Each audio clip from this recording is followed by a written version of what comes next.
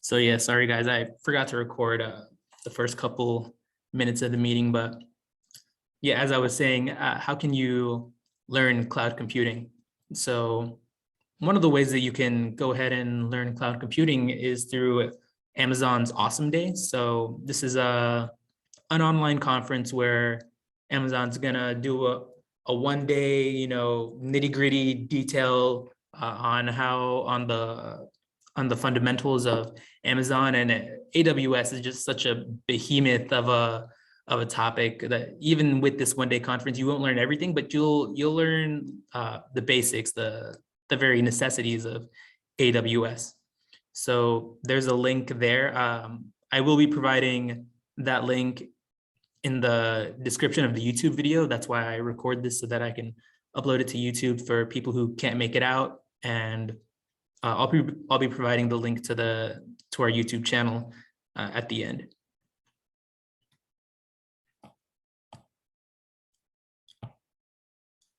So we've currently partnered with the National Student Data Corps. So the National Student Data Corps is a community collaboration hub, and they want to provide a catalyst for data science innovation, and it consists of students, academics, and working professionals. So to that avail, we're launching a mentorship. So if you're interested in, interview preparation, resume tips, or general data science knowledge, you can go ahead and sign up for a National Student Data Corps mentor, and you can indicate if you want them to be, a working professional, or, just maybe another student. So, if you're interested in more of a peer-to-peer relationship, that's also available. So you'll be able to sign up there. You'll be able to tell them what kind of industry you would like your mentor to be, say like biotech or maybe engineering, something like that. So here are some opportunities that I was able to find for y'all. So there's a datathon for women of color. So that's kind of like a hackathon, but for like data science. If you're not aware what a hackathon is, hackathons are just kind of like these competitions where people get together, they form teams and try to solve a complex problem using code. And then also there's the Women in Data Science Datathon, and there's also a Massachusetts Life Sciences Center internship.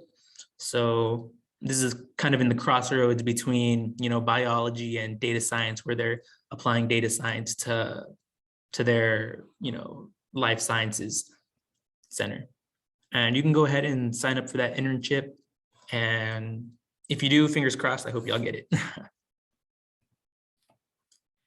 So yeah, data science, machine learning, AI, this is a very broad field. There's lots of, subtopics in the data science space. So, and it can be really hard to learn these things, right?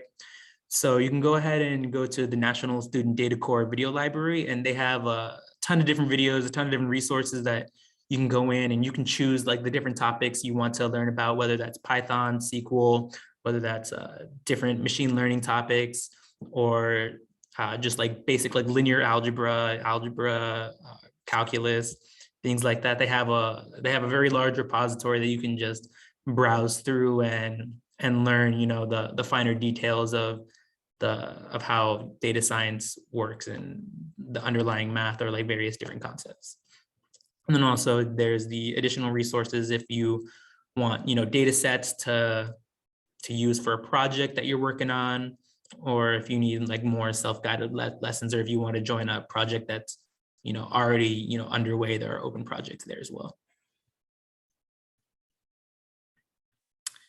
So we're having a social meeting actually this Friday. And so we're going to have like a meet and greet in the Student Services building in the SoCal conference room. There'll be games. We can just hang out, have fun, get to know each other. If you don't know, the SoCal conference room is on the second floor of the Student Services building. It's like directly right across from the elevators. And then once you walk into that room, the conference room is going to be all the way in the back. And yeah, there's a sign on the door saying SoCal conference room.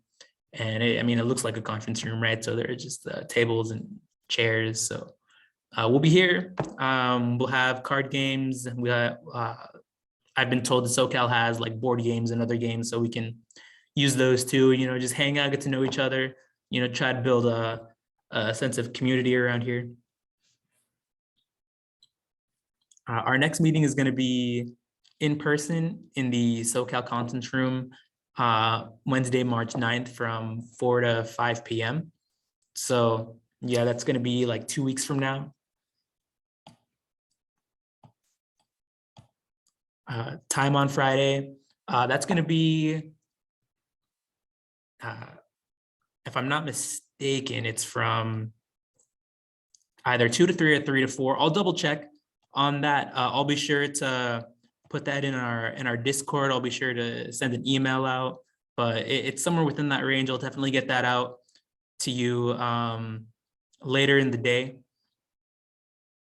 But yeah, that's going to be on Friday, so we can build a sense of community. And I believe that brings us to the coding portion.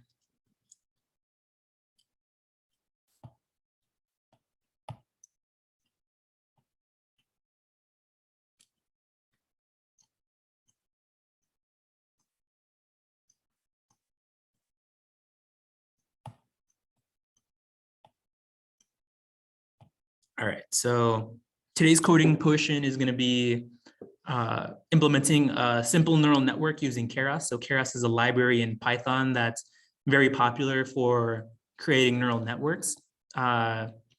Its backend or its underlying functionality comes from TensorFlow, which is also very popular. And in case y'all didn't know, I am currently using so Rathana just reminded me that Friday is going to be 2 to 3 for our social meeting. So yeah, that's when our social meeting is going to be on Friday, just get to know each other.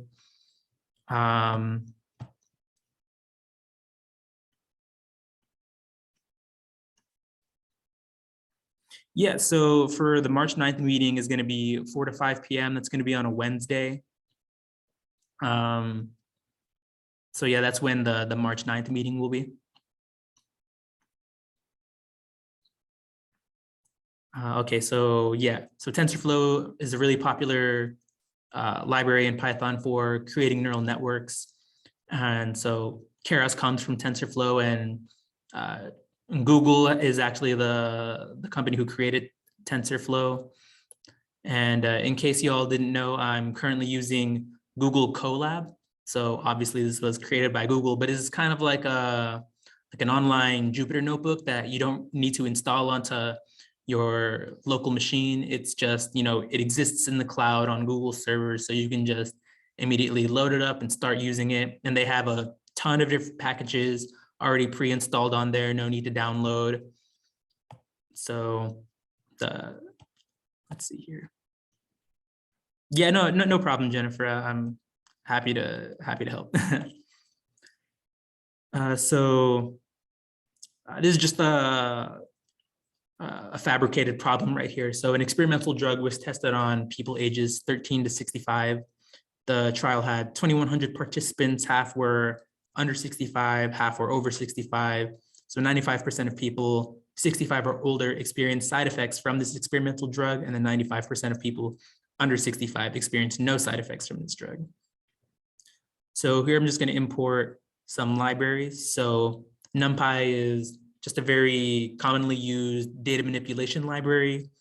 And then I use randint from random. So this is just going to be a random number generator. And then from sklearn preprocessing, I import a data scaler called min-max scaler. So this is going to be really important for scaling data from two different extremas, such as like 0 and 1 in this case. And so here's 2 lists for our data. So the training labels and the training samples. So the labels is gonna indicate whether or not these people experience a side effect or not. And the training labels are going to be, the training samples are gonna be the ages of these various participants in the study. So that's what this block of code does. I'm generating the fake data. So this is going to create 100 patients I just implement this using a for loop. So these people are going to be, you know, aged 13 to 64. So these are, you know, the younger people. And then, so 0 is no side effects. 1 is side effects.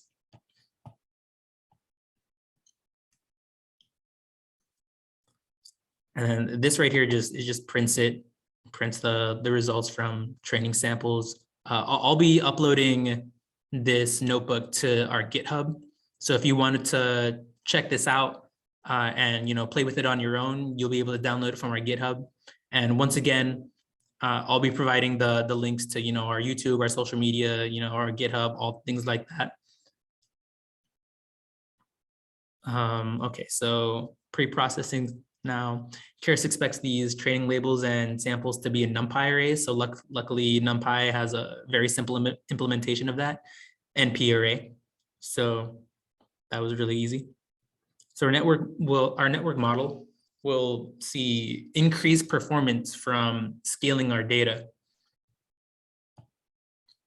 And this is also, so one of the ways that you'll see increased performance is because it will help prevent really large values from being too heavily weighted in our neural network. For example, let's say if we were working with like salaries, and this was just like, you know, one of the attributes in, you know, of our data set of, you know, of many attributes. And let's say that the rest of those attributes are like very small, on the order from like 0 to 100 in value, but then salary, right? If that's going to be on a per year basis, then salary could, you know, be up to potentially, you know, in the 80, 90, $100,000 range. And then for people who might be super rich, into the billion range. So if we don't scale our data, our neural network will be too heavily skewed or too heavily weighted on something like salary. And when it's when our model puts too much weight on, you know, one particular attribute that may or may not be completely representative of the data that we're trying to model, right? So by scaling something like that, that helps our model see better performance and to not put too much weight on something, on one particular attribute. So yeah, I implement the scaler using the min-max scaler. And then so right here, this is just the range I want. I put from 0 to 1. And then I can use the scaler to scale the sample data, or in this case, the ages of these participants. So -1, that's going to be kind of like putting n rows, or just putting like n into this. So what's going to happen is the scaler is just going to infer how many rows that we want from putting this -1. So this would be -1 or n rows, and this 1 would be 1 column. So I've created essentially a vector, which is what our model needs. And then again, this right here is going to print our results. All right, so creating the artificial neural network, or ANN. So these are the various libraries, packages, and functions that I'll be using from Keras. So I got Keras itself. I have the backend, which is just going to be TensorFlow in this case. So that's the standard. And so I got sequential, activation, dense, atom, and categorical cross entropy. Okay. So sequential is a linear stack of layers. So what's a layer? So this right here is going to be our entire neural network. And a layer is going to be the set of neurons that are, well, the set of the, the first set of neurons, and that would be, for example, layer, or the input layer. And then a hidden layer would be any of the layers in between the input layer and the output layer, where our data goes inside the input layer, and then our result comes out of the output layer. So sequential is a function that we use from Keras so that we can input as many layers, or different types of layers that we want into our neural network. So I use the dense layer, which is a type of neural network layer. So what is a dense layer, right? So a dense layer, also known as a fully connected layer, is going to be, it's going to look like this.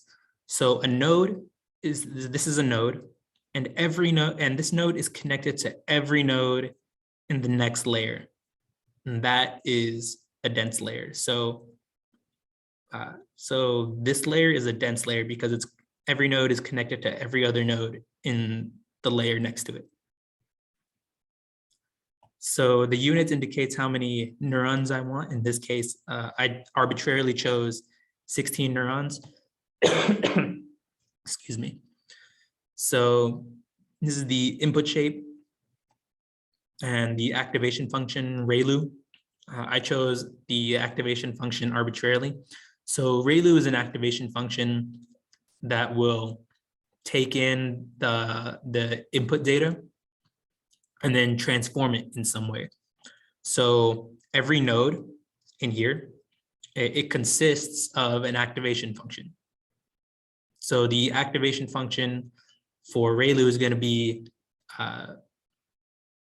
it's going to look like from 0 to, well, let me write that. It's going to look something like this.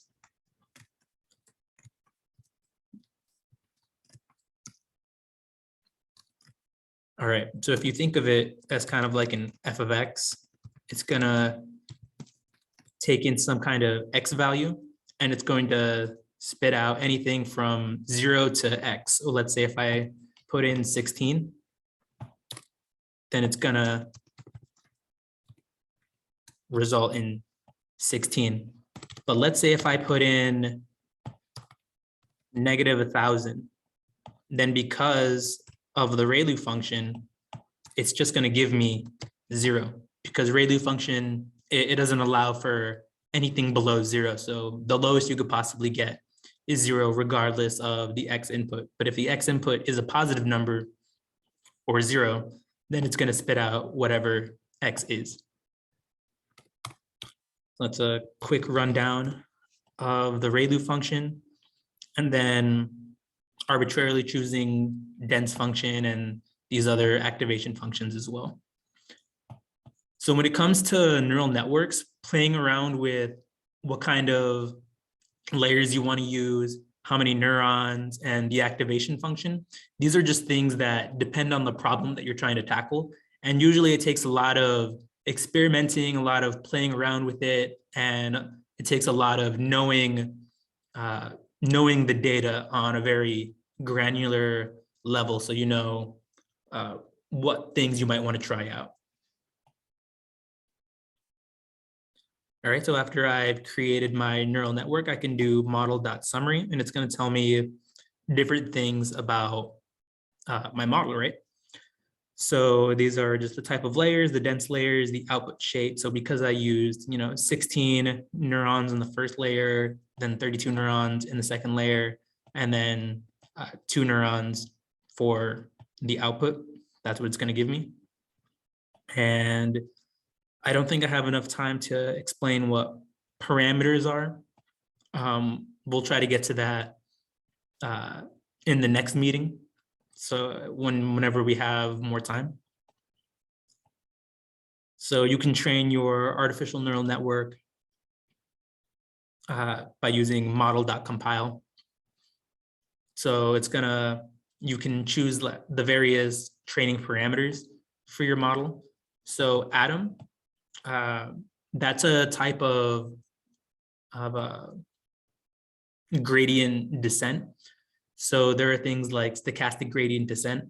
So what is gradient descent? So, okay, so we have a loss function, right? In this case, the atom. And it's gonna determine how much error there is in your model. And it's gonna plot it. So Atom's not gonna look like this. This is just a simplified gradient descent, so I can just show you. So let's say these parabolas are the error, and we want to find the least amount of error possible. So that's going to be right here, right? So the atom optimizer would be the line, but in this case, it's not going to be this line, right? And then by using the learning rate, we can bounce around this line to try to find where the minimum is. And then sparse categorical entropy, oh, sorry, that's our loss function. Then atom is just the optimizer. And then metrics accuracy, which is just how accurate our model was, compared from the predicted output to the expected output. And you could use this to fit your model on the data, but we forgot one thing, and that's going to be validation. So you want to create a validation set in your models, whether that be a neural network algorithm, or maybe like a linear regression, or maybe a logistic regression algorithm. But validation sets are important because they prevent overfitting to the training data. And what overfitting means is if your model, it means that your model is very accurate on the training data that it was given, but whenever you give it new data that's never seen before, it's not able to make accurate predictions with this new data. So you want your model to be able to generalize to new data very well. So you have here the data you want to input and the training labels, and creating the validation set is super easy in Keras. You just literally validation split, and then you just put in whatever fraction you want. And so it's going to take, in this case, 10% of the samples, and it's going to withhold that from the network. So it's not going to let the network see this 10% of data. That way you can go back and have the network try to generalize to this data that it's never seen before. So batch size, that's just how much data is going to be fed into the model at any one time. So in this case, 10 individual data points, and then epoch 20. That's going to be how many times the model goes through the entire data set to try to learn from it. So shuffling is usually a good idea. So what's going to happen is every single time the model goes through the entire data, so otherwise known as every epoch, the data is going to be shuffled around. So it's not going to be fed in the data in the same order in one epoch as opposed to another. But the validation set, however, is always the same. So that's something to keep in mind. Once you put your 10%, it's going to be that 10% from epoch to epoch. It's always going to be the same. It's not going to change. So you just got to keep that in mind whenever you're creating your neural network. And verbose. So for lack of a better way to put it, all of this, that's verbose. So putting verbose equal to is going to give you the loss, the accuracy, the validation loss, and the validation accuracy. So the loss is basically how much error there is in your model, and you want that to be 0. And then the validation loss is how much error there was whenever your model tried to generalize on the validation set. And then accuracy, I think that's pretty self-explanatory. You want that to be as close to 1 as possible. And then so you can see at the very end, we get a low loss on the training set, a high accuracy on the training set, and then a low loss on the validation set, and the high accuracy on the validation set. So otherwise, if you see, that it's really close to 1, that means your model is pretty good, especially if you see it on the validation set. So let's try to make some predictions. So again, this is generating some fake data as we saw before. And now our model is predicting what class our test data belongs to.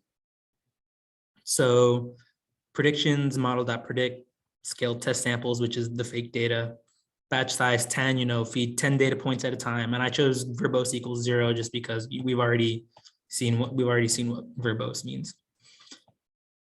So here I printed the first 5 results from our predictions. So our predictions are going to look like this. So, what do these random numbers mean? Basically, this is going to be class 0, class 1, and the probability of this particular sample that it belongs to either class 0 or class 1. So you can see that the model predicts that there's an 85% probability that it belongs to class 0, 97% probability that it belongs to class 1, so on and so forth. So you can also return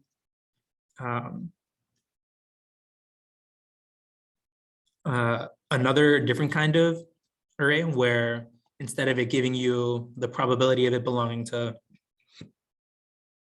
one class or another, it can tell you, oh, well, according to this model, it belongs to class 0, class 1, class 0, class 1, class 0, as we can see, class 0, class 1, class 0, class 1, class 0. And you can create a confusion matrix. So you can have so you can evaluate, how well your model is on the entire data set. So you can import, these different functions from sklearn, and then you can use matplotlib to plot it. And this is just an iteration tool. So here's a function that I just found online, honestly. So you can plot your confusion matrix. And then so just using that function, we can plot our confusion matrix. So what does this mean? So here is the true label, the predicted label. So our model predicts that there are no side effects for 181 different patients. And there were truly no side effects for those 181 patients. Similarly, our model predicts that 29 patients had side effects, but in fact, they did not have side effects. And then no side effects is predicted for 10 people, but they actually had side effects. And then here, so predicting had side effects and then actually did not have side effects, so 200 people. So we can see that this diagonal from top left to bottom right shows how accurate our model is. And you could have, a confusion matrix as many dimensions as you need, depending on, how many different classes or how many different attributes you wanted to predict using your neural network. And now you can save your model. So you can indicate a path, leading to the directory where you want to save your model. But if you don't specify one, then it's just going to save into the directory that you're working in. So that's pretty simple. And then you can load your model, using Keras again.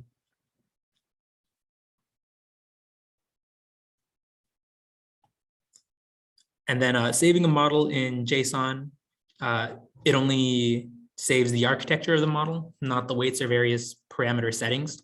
So if you wanted to use, the same architecture, but it's a different problem, so you might not need the same weights or same parameter settings. Parameter settings again being things like the number of layers, the types of layers, or the activation functions that you're using. You can use this.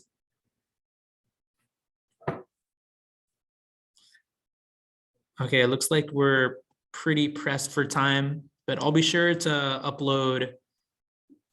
We have less than a minute here and Zoom's gonna kick us out, but I think we got through most of this. Again, I'll be uploading this to our GitHub.